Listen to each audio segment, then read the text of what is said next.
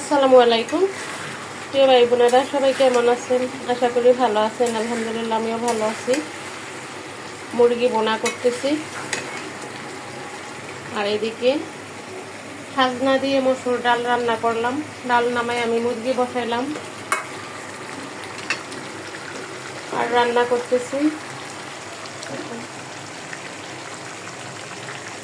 গ্রাম থেকে আনা টাকি মাছ দিয়ে 2-3 রকমের সবজি আছে এখানে।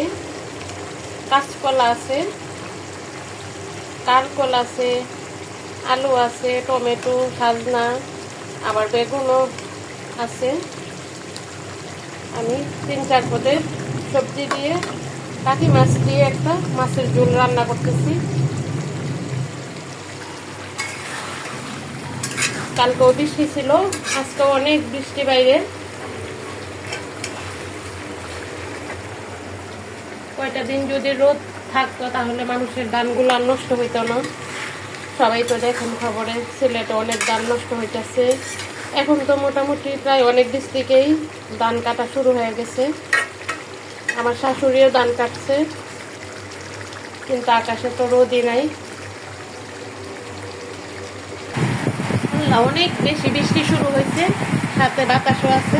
দেখুন, আমি আপনাদের বারান্দায় দেখাই। দেখুন কত বৃষ্টি হইতেছে।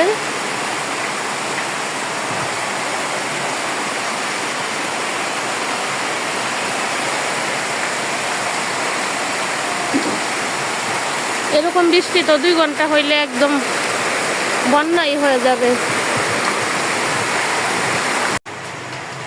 আমার মাছ তরকারিটা কিন্তু হয়ে গেছে, আমি এখন নামিয়ে ফেলবো।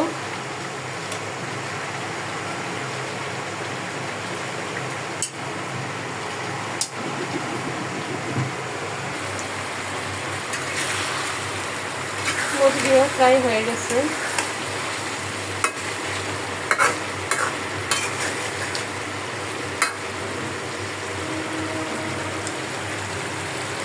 আজকে মুরগিতে আমি আলু টালু কিছুই দেয়নি, শুধু খালি বোনা করতেছি। আমার মাছ তরকারি কিন্তু হয়ে গেছে, মুরগিও হয়ে গেছে। আমি আপনাদের পরিবেশন করে দেখাচ্ছি।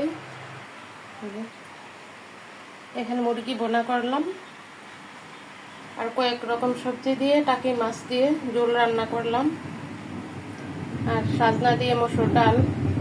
ভিডিওটা আর বড় করবো না। সবাই ভালো থাকবেন। আসসালামু আলাইকুম।